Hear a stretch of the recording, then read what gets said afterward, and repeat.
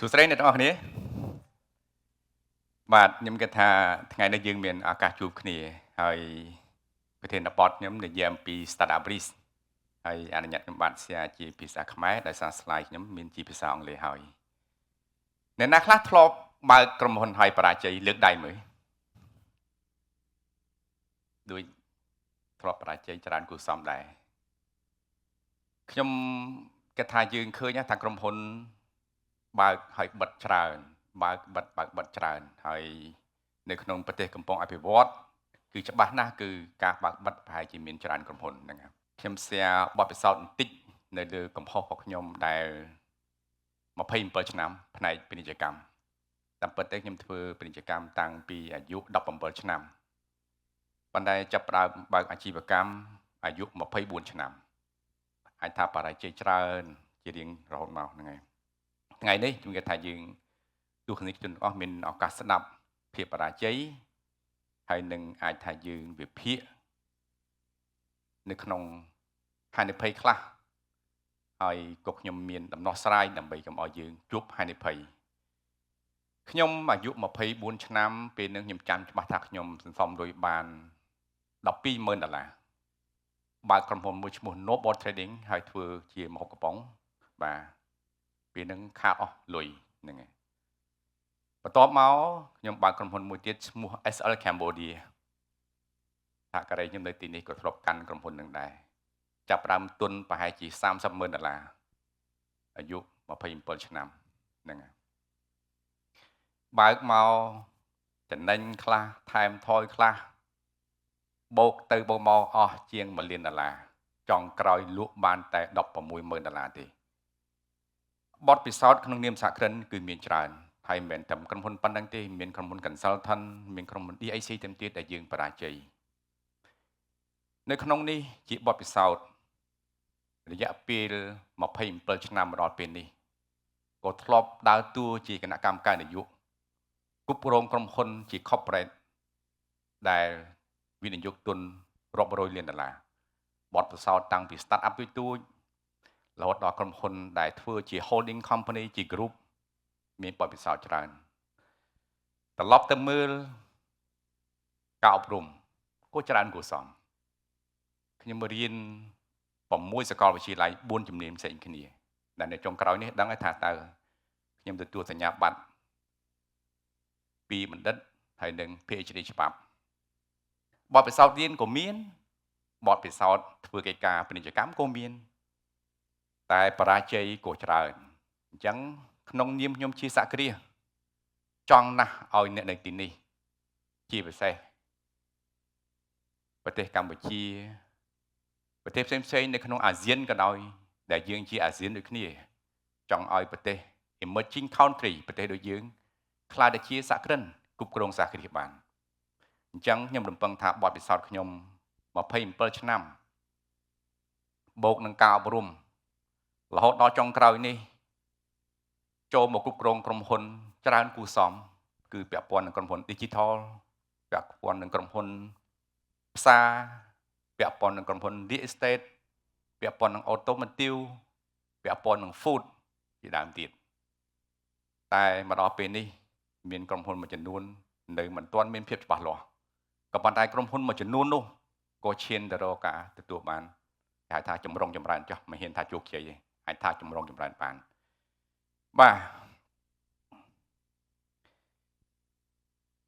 ខ្ញុំសូមបញ្យល់ពាក្យបន្តិចពាក្យជាពាក្យបច្ចេកទេសដែលយើងទាមទារឲ្យបញ្យល់ដោយសារបងប្អូនខ្លះប្រហែលជាមិនឆ្លងកាត់ពីបច្ចេកទេសតែខ្ញុំមិនសូមបញ្យល់ច្រើនទេព្រោះពេលវេលាខ្លីបាទពាក្យថា ecosystem គឺជាការបង្កើតក្រុមហ៊ុនមួយដែលបំពេញលក្ខខណ្ឌគ្នាទៅវិញទៅមកហើយ relate ហើយពាក់ព័ន្ធទៅនឹង supply chain ជាដើមនៅក្នុងនេះអ្វីដែលខ្ញុំចង់បញ្យល់ខ្លាំងគឺពាក្យ3ពាក្យទេបងអូនអាចនឹងព្យាយាមយល់ឲ្យខ្លួនឯងទៅដូចជាពាក្យគេហៅថា intellectual ពាក្យនេះសិតតែពាក្យថ្មីដូចជា PPP Public Partnership គេហៅថាការសហការរវាងរដ្ឋនិងឯកជននៅក្នុងជាដៃគូរដ្ឋនិងឯកជនជាដើមហើយនៅក្នុងហ្នឹងមានពាក្យមួយគេហៅថា AIP ការ Agro Food Industry Park សិតតែពាក្យថ្មីខ្ញុំសូមបញ្យល់ប៉ុណ្ណេះចុះបាទការចាប់ផ្ដើមជំនួញខ្ញុំគិតថាអ្នកនរគ្នា មើលឲ្យមែនតើអ្វីដែលសំខាន់បំផុតសម្រាប់យើងគឺទុននៃការវិនិយោគជារឿងសំខាន់ពេលវេលាក៏សំខាន់ហើយការបញ្ញាចិត្តក៏សំខាន់ដែរអញ្ចឹងខ្ញុំមិននិយាយវែងនៅក្នុងស្លាយនេះទេហើយចូលទៅស្លាយបន្ទាប់បងឃើញទាំងអស់គ្នាឃើញរូបភាពហើយបាទឃើញរូបភាពក្រុមបរាជ័យសបាយក្រុមជោគជ័យសបាយក្រុមបរាជ័យបាក់ទឹកចិត្តមែនតើនេះបាទយូរកបោបទៅផ្ទះខ្ញុំអត់ចង់ឲ្យសក្តិនដែល start up ជួបរូបភាពបែបបរាជ័យទេបាទអញ្ចឹង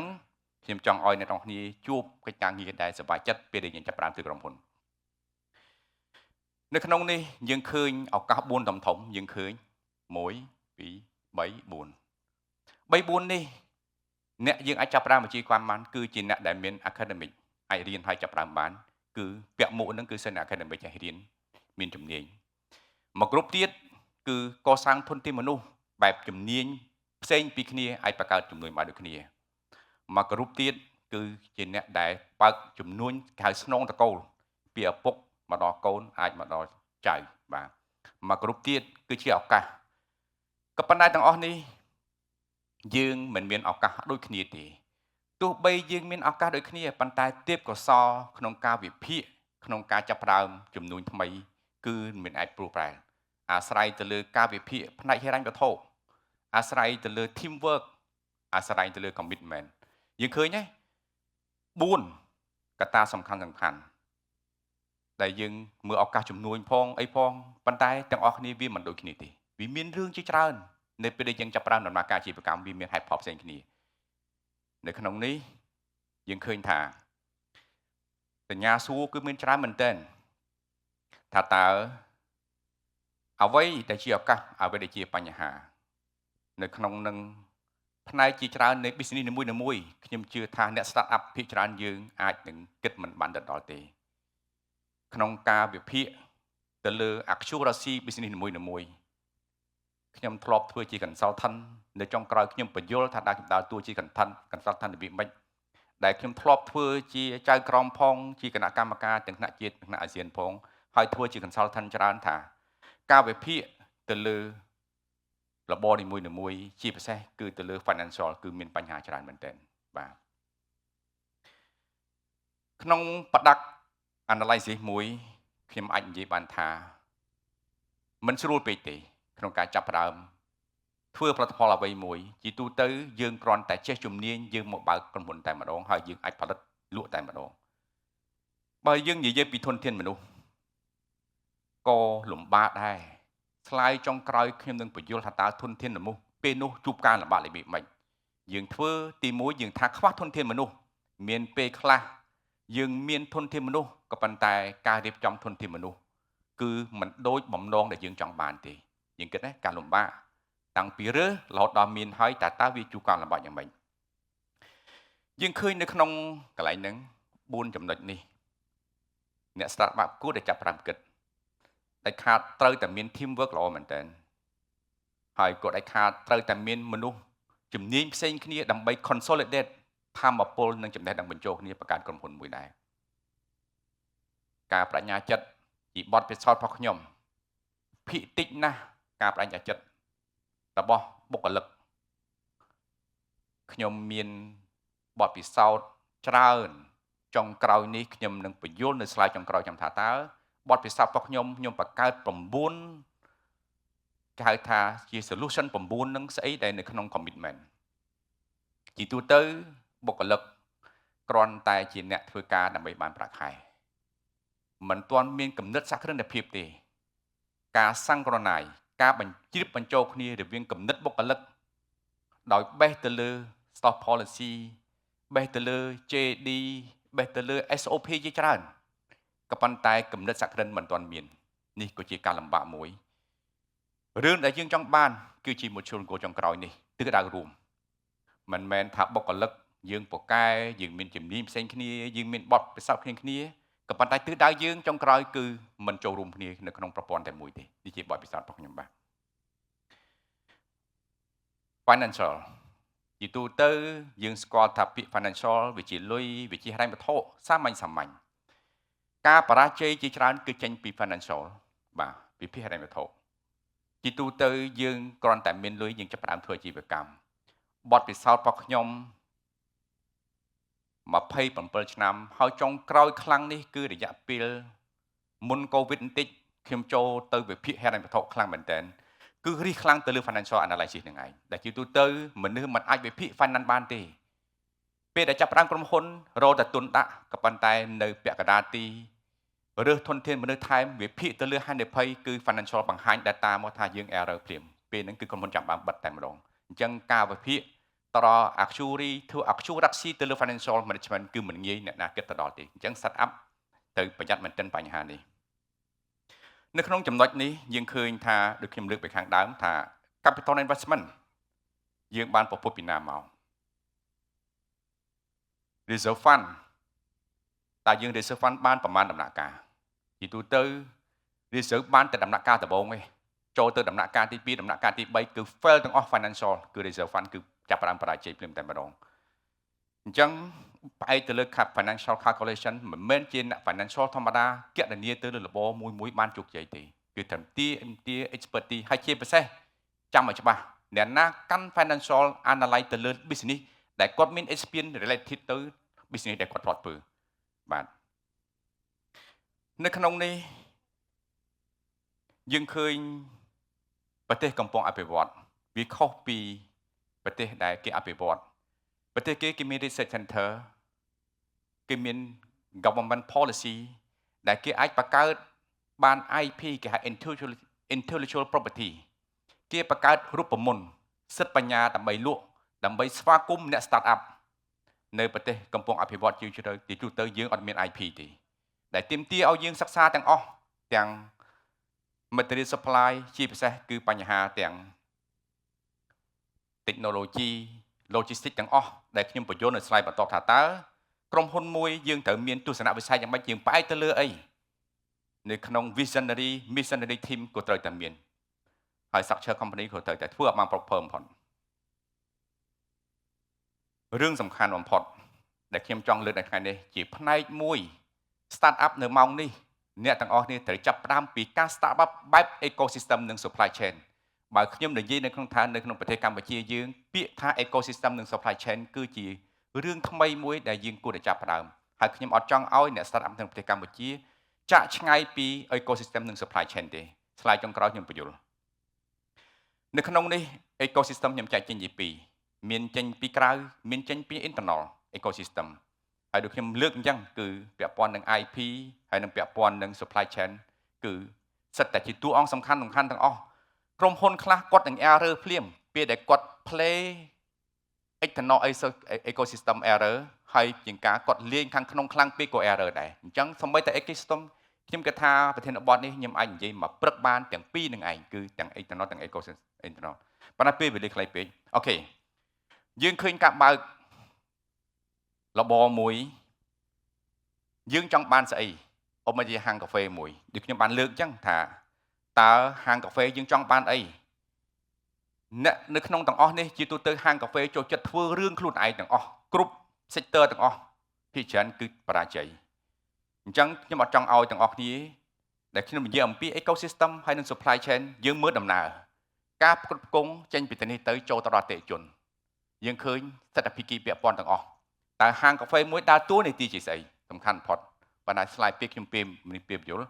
រឿងសំខាន់ការបាក់ហាងកាហ្វេអ្វីដែលយើងចង់បានទោះបីយើង play នៅក្នុង supply chain ecosystem ក៏ដោយអ្វីដែលយើងចង់បានតែប៉ុណ្ណេះទេ quality price service តែខ្ញុំអត់ចង់ឲ្យធ្វើខ្លួនឯងទាំងអស់ទេគឺឲ្យធ្វើ supply chain និង ecosystem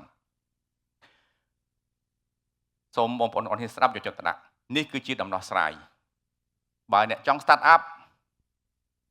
ត្រូវផ្លាស់ប្ដូរគំនិតសិន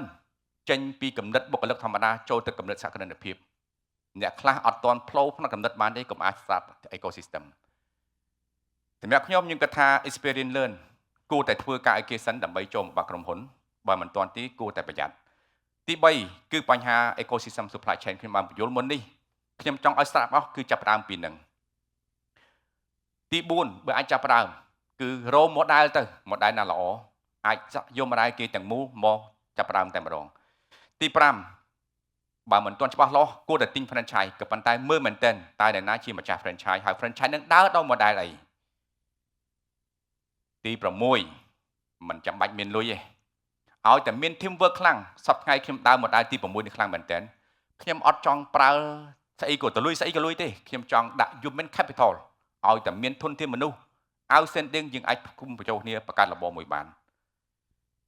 ទី7រឿងសំខាន់បំផុតគឺ advisor ដែលជាទូទៅ SME ទាំងអស់មិនដែលមាន advisor ទេបើមាន advisor ការជ្រើសរើស model ណាមួយ advisor នឹងឲ្យយោបល់បានបាទ advisor ដើរតួសំខាន់ដែលជាទូទៅយើងមិនស្គាល់តម្លៃ advisor ទេ coacher trainer យើងអត់ដឹងទេទី8 government policy ដូចខ្ញុំបានលើកសប្តាហ៍ប្រទេសកម្ពុជា support ខ្លាំងណាស់នៅក្នុង PPP Public Partnership Framework ជាពិសេសគឺ Agro Food Industry ហើយនិង IDP ឆ្នាំ2015-2025ហើយនិង New Investment Law ផងគឺសំខាន់មែនទែននៅក្នុងនេះ start up គួរតែមើលគោលនយោបាយរដ្ឋាភិបាលណាដែលគេតែពិតរដ្ឋាភិបាលបាននិយាយច្រើនណាស់អំពីការអនុគ្រោះពន្ធនឹងការផ្ដល់ការលើកទឹកចិត្តទៅលើ digital ទៅលើ food industry ដែលខ្ញុំនិយាយថា AIP ការ Agro Food Industry នេះគឺសំខាន់មែនទែន start up គួរតែមើលកិច្ចការងារហ្នឹងមិនតែប៉ុណ្្នឹងទេនៅក្នុងអាស៊ានខ្ញុំជាអាស៊ាន platform ម្នាក់ដែលដើរតួខ្លាំងនៅក្នុងប្រទេសកម្ពុជា integrate ចូលនៅអាស៊ានក៏រដ្ឋាភិបាល design សម្រាប់ SME technology ចូលទៅក្នុងអាស៊ានច្រើនដែល SME គួរតែយល់ដឹងទី9ដាច់ខាតត្រូវតែប្រកបជំនួយណាដែលមាន good integrity ការប្រកបអាជីវកម្មមិនមែនយើងធ្វើបានដើម្បីតែខ្លួនយើងទេអនាគតវែងឆ្ងាយត្រូវតែធ្វើឲ្យមានផលប្រយោជន៍ទៅដល់សហគមន៍ទៅដល់ភាគីពាក់ព័ន្ធទាំងអស់ខ្ញុំសូមផ្ញើ message មួយម៉ាត់ចុងក្រោយបិទតាភាពបរាជ័យទាំងអស់ដែលមានកុំគិតថាការបរាជ័យដែលបានលុយបានចំណេញអ្វីដែលយើងធ្វើគឺជា experience learning យើងបន្សល់ទុកនៅបទពិសោធន៍ដើម្បីក្មេងជំនាន់ក្រោយនិងបទពិសោធន៍ដើម្បីបង្កើតអាជីវកម្មថ្មីខ្ញុំគិតថាការចាប់ផ្ដើមអាជីវកម្មគឺជាការជោគជ័យមួយសម្រាប់អ្នក startup អរគុណច្រើន